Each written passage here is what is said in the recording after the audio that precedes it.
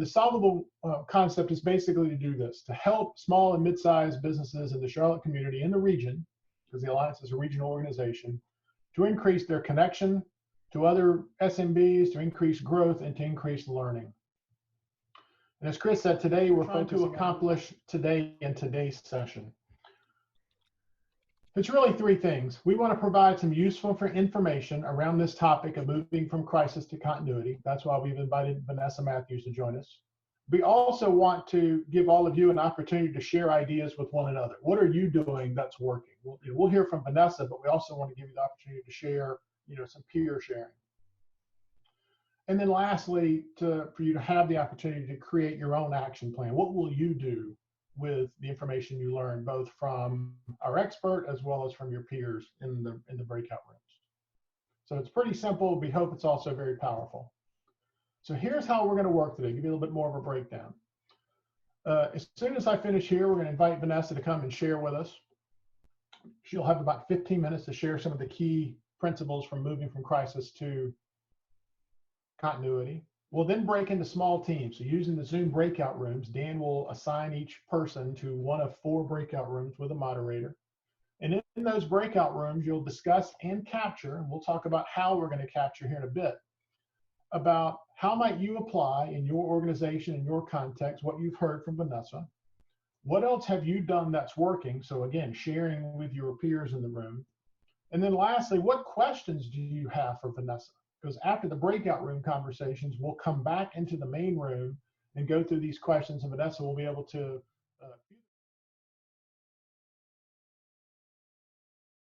Awesome. All right. So I'm excited to share a little bit of information today. As Dan said, we have about 15 minutes, so I'll keep it very brief, but just wanted to address some of the things that we're getting and questions that we're having to respond to. As David mentioned, we are headquartered in Charlotte. We really focus on business resiliency, which encompasses risk and crisis management and business continuity.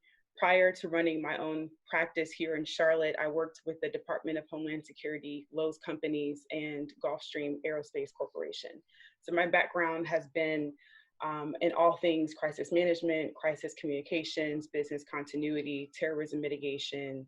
And so I'm excited to kind of share some of those experiences with you. We've been working with clients from a retail property management perspective, financial services, transportation and logistics, as well as healthcare. So hopefully I'll be able to lend some things to you. Prior to my professional experiences, I was in a tornado with wind speeds exceeding 135 miles per hour that literally picked up my vehicle while I was inside of it and totaled it. And as I was sitting in the middle of the air, what I remember from that day is that I am not in control. There was nothing I could do to make the tornado wind speed stop. There was nothing I could do to make the car drop. And today, many people are not in control. They want to know, when will life come back to normal? When will my business be able to get back and running? When will our kids have a sense of normalcy? And there's so many things that we don't control in this current environment. So I really want to level set and share that I understand what it's like for us to be at the place that we are now. We're going to cover 2 things in the next 13 minutes. So I'm going to talk a little bit about the phases of emergency management, because I get a lot of questions on that. And then we're going to talk about some effective communication strategies that you can consider as you guys continue to move forward. So many people ask me, when will this be over? And I wish I was a genie in a bottle and I could tell you that answer, but I can't. But what I can tell you is that there are 4 phases to emergency management. So it starts with preparedness, mitigation, response, and recovery. Preparedness is everything that should have happened before your crisis hit, whether your crisis was coronavirus, whether your crisis was a data breach, or whether your crisis was a hurricane. Preparedness includes your risk mitigation, your control and treatment strategies, your plans, your trainings. It includes everything that your organization needs to have in place to make sure that you're ready to respond when the crisis hits. Mitigation is where we currently are. And Mitigation is about the actions that you're taking to prevent or reduce the threat or the consequences of the crisis. So that could be sheltering in place, that could be your insurance policies. It can range from a number of different things. Public health officials have communicated that we in the United States will experience a peak from the coronavirus in May. Well, we've been sheltering in place since about March. And so if you think about that timeline, we're in the very early stages of this crisis, and we still have more time to go before the true crisis actually hits. The third phase is response. So that is the initial response after the disaster. That's when companies and organizations are trying to get back into what their rhythm is going to be, but they're not at full operational capacities yet. And then the last phase is recovery. So recovery is all about restoring the efforts, the economy, the organization, and getting back to what we call the new normal. So typically after a hurricane, there's a billion-dollar recovery process, from rebuilding schools, roads, transportation systems. The same thing will happen here from a public health perspective. Another thing to keep in mind from a public health risk is that they come in waves like earthquakes. So this is the first wave. We don't know when the second wave will be, but that's something that we should expect and begin to plan for. And so I'll end this by saying the end of every crisis starts the preparation for the next one. So even if you felt like you were not prepared yet, now is the time for you to still make sure that you and your team are prepared to move forward. So since January, we've been working with clients on COVID-19 as we saw what was happening in China and in Italy. And specifically, we've been working within the retail sector.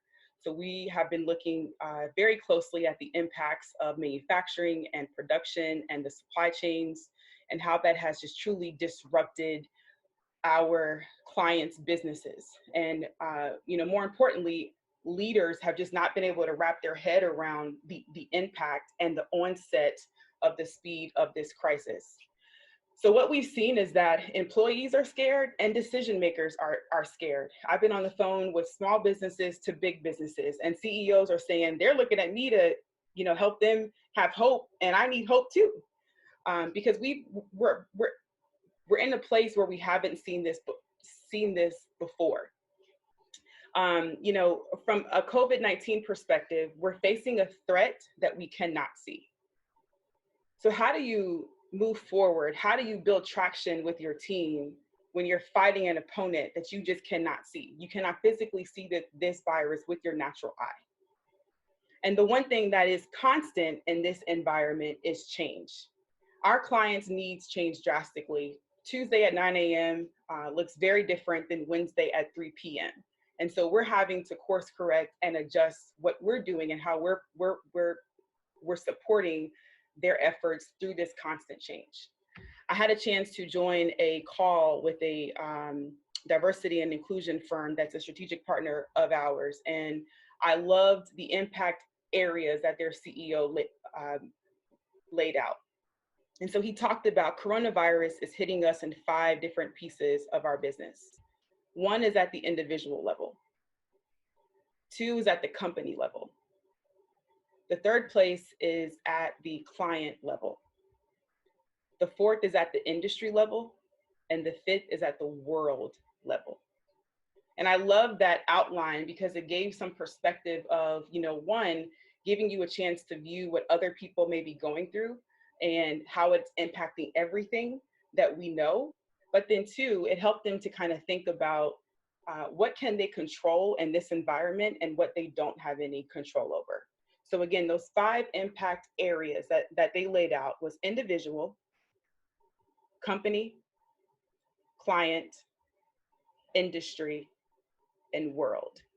And that may give you some perspective on how you go back and strategize on your plan forward and what's to come next, so that you guys can think about what you're going to look at, what you're going to look like on the other side of this crisis. So as I've had a chance to sit at the table with a few companies, as well as observe, on one hand, what keeps coming up for me is crisis leadership. And on one hand, I've been very excited and in in awe of what I've seen from a leadership perspective. And on the other hand, I've been frustrated and disgusted with what I haven't seen from a leadership perspective. And so I love this concept of crisis leadership and thinking about what's the difference between leadership and crisis leadership. So from my perspective, there's about 4 qualities that I believe every leader should have. And the first one is trust. Anytime I build a relationship with a new person, I level set and say, I'm here to build a relationship and establish trust. That is the first priority. If we do nothing else with our time together, we will do that. Or a way of how you demonstrate trust, especially in a crisis, is sacrifice. You have to give up to get up. And in a crisis, you have to be willing to do the frontline job. I work with a friend in financial services. Their continuity plan is for the corporate workers to be well enough to come work in the branches at the banks if they have a continuity of people issue. And one employee said, well, I'm not working at the local branches. That's just that role was just not what she was willing to do for the organization. And so from a trust perspective, if you're not willing to make the sacrifices like your team, people look at that, especially in times of crisis. The second thing that I think is important for every leader is communication. And from a crisis perspective, as well as in everyday circumstances, we have to be able to listen. As a leader, we have to follow before we can lead. We also have to make sure that we're actively soliciting information from our people and give them a chance to talk and express what they see, what they're going through. The third piece of leadership is influence. I believe every leader has to be able to have the competence, the character, and the ability to make the connection. Competence, character, and connection. What I love about crisis leadership and crisis management is when you're talking about, who is leading the organization and guiding them through a crisis, title is irrelevant in a crisis. And quite frankly, from a crisis leadership perspective, title gives you the authority, but it doesn't give you the influence. And influence is what you need to execute in a crisis. The fourth piece is hope.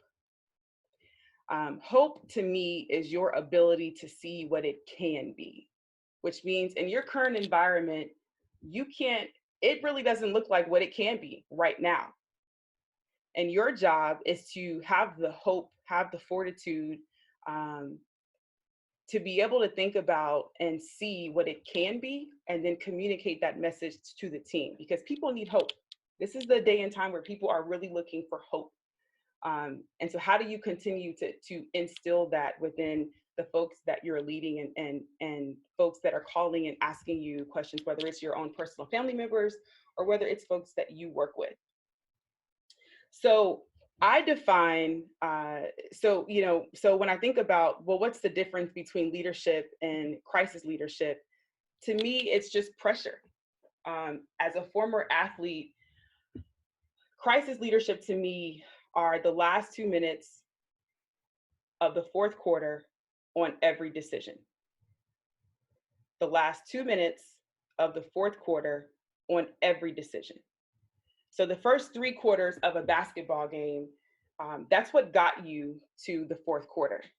But in the fourth quarter, when it's down to the buzzer, when you're tied neck and neck, every pass you make, every free throw that you shoot, every turnover that you make, every miscommunication will impact the results of that game for you and your team. And so I also want to say here that in this time, we're seeing a lot from different leaders, from folks that are paying their employees, from folks that are not, from people that just, depending on the size of the organization and the access to their resources, they probably could have done a better job of protecting and supporting their employees. So what I think we should be mindful of is new leaders will emerge and leadership roles will transition as a result of this crisis. Because in crisis mode, who you are at your core comes out. and it's on display for the world. And so just keep a few of those leadership principles in mind as you think about your team and who you're working with. So I don't know about you, but I really like coffee. I like to have at least cups every morning. And, what I started to think about was, how do we filter communication? And this coffee process kicked into my head. So when you make coffee, there are three major components: water, filter, and the coffee beans. So the coffee beans are the source of the flavor. The water helps you to distribute it, and the filter purifies everything so that you really have the quality in the coffee. The filter helps you to get rid of all the grit and the grain that you don't need. And your role as a leader, a crisis leader, is similar to a filter in the coffee making process. Your job is to capture the education. And so education comes from the CDC and the World Health. Your job is to capture the information. That's the information you get from the politicians. That's the information you get from social media.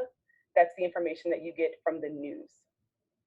And your job is to take in the education and the information and filter the message so that it contains the quality that is needed and that you're effective.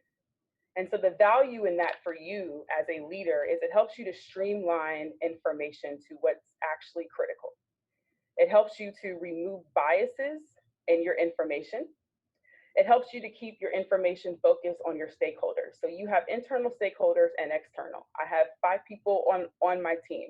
Every one of them is going through something different.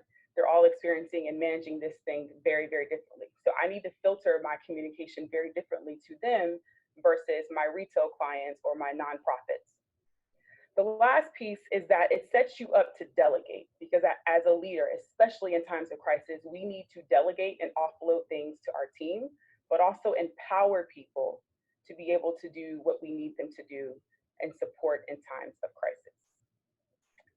David, I'll turn it back over to you.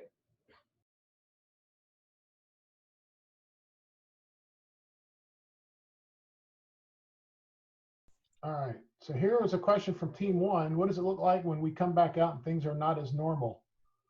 Conserving resources to be sustainable, balance that. So that's a great question.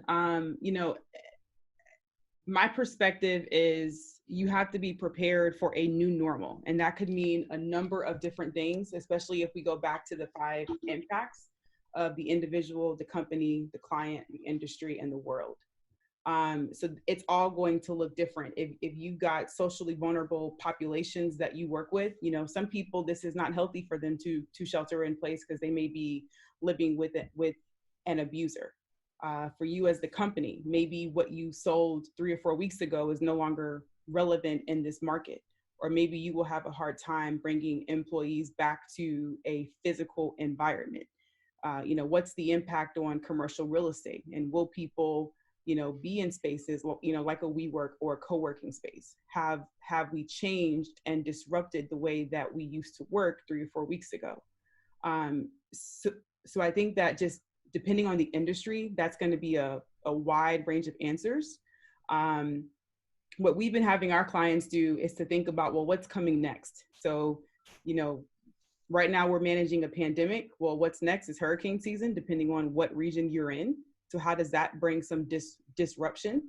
And then after that comes the holiday seasons. So just kind of thinking through, what does this look like as time continues, as well as, what happens if there's a cyber breach in the middle of all of this? How does that impact you and the organization? Many people think of one risk at one time, but we don't factor in multiple risks happening at the same time. And so just kind of thinking through, what are the risks that you face as an organization and what would be the worst case scenario? Okay. All right, let's head to Team 2.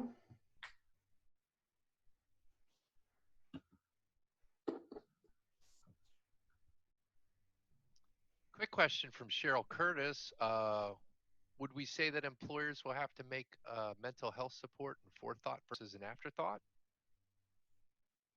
Absolutely. I think mental health and the needs of your people should be the number one priority. When we're talking about public health, this has impacted people. And I hope that most folks now understand without people, you don't have a business. If your people are not safe, if they're not protected, then that's going to be a problem. And so I would strongly recommend, maybe developing some programming or some conversations around that, or just simply checking in with people and asking the question. I've seen that a lot too, where team check-ins are happening more frequently than we did before because people are going through different things. Okay. Here are a few questions from Team 2, and we're not going to have time to get to all of them. So do you see one or two that you really want to touch on, Vanessa? Yeah, so the first question about sheltering in place. So I've told my clients plan to be disrupted for the next 90 to 120 days. So why am I saying that? This virus is 20 times more lethal than the average flu, 20 times. And we have already surpassed the numbers of China. And this is a very smart virus. So what's different about the United States and other countries is if you tell us to quarantine or shelter in place, we'll go to the park, we will find a way to tell you that we can not follow all of the rules. What's great about China and their government in this situation is that if they tell you to quarantine and shelter in place, you're going to do it. And they're coming out of this slowly, but we're not. And the way that we have chosen to shelter in place looks very different.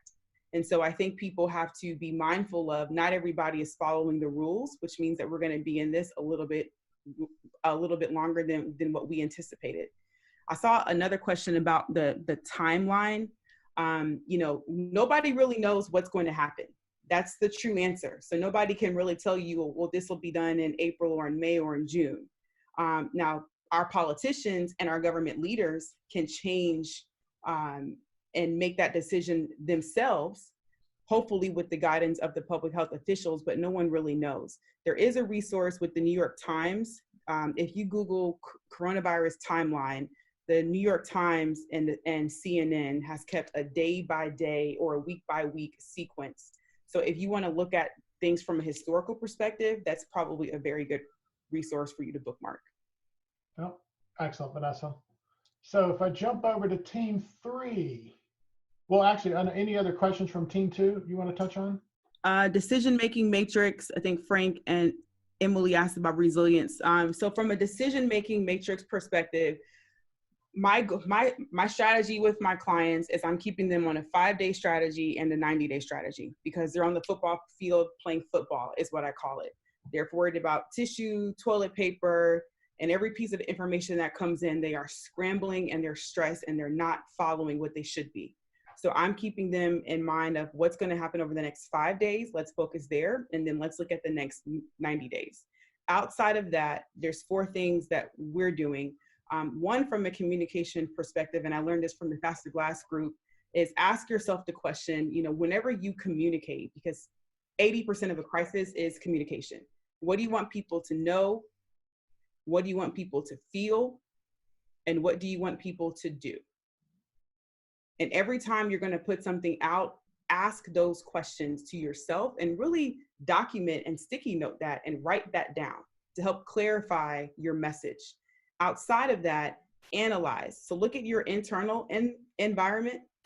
What are your capabilities? What are your constraints? Look at your external environment. What do your customers need? What are their constraints? Identify the opportunities and threats for your options. Evaluate the best path forward, and then take action. So Warren Buffett, talked about, he predicted the 2008 collapse and didn't act on it.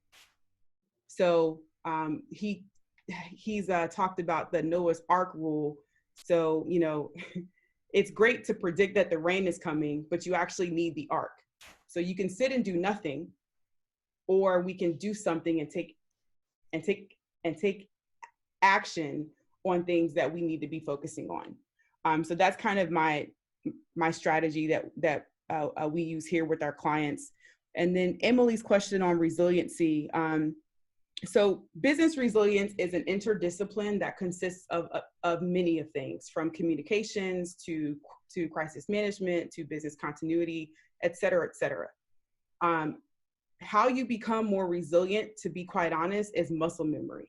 That's training and that's practice. So one thing that I consider for businesses to do now is, have a sit down with your team and just have a brainstorming session. What can put us out of business for the next 30 to 90 days? It would be very interesting for your team to kind of think through, well, wow, what does that look like for us? Who are some of the key people that we depend on in this organization? Are they single points of failures? Are there any processes or technologies that we depend on that if they went away, that would truly be a game changer for the business amidst a whole crisis? So muscle memory.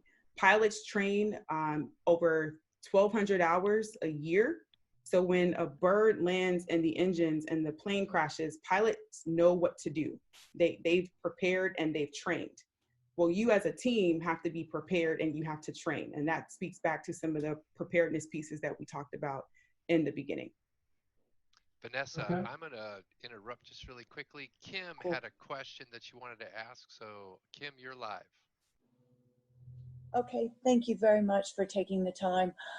In terms of timeline, I appreciate the information you've given so far, but I also feel like there's an elephant in the room that we're not discussing, which is what happens when the virus rebounds, which experts are saying it's likely to do in the coming flu season.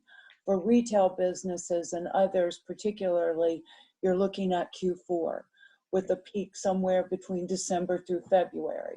So realistically speaking, is a business like mine and other businesses that you could lump restaurants, I suppose, although they're essential. My business as a clothing consignment store is not essential.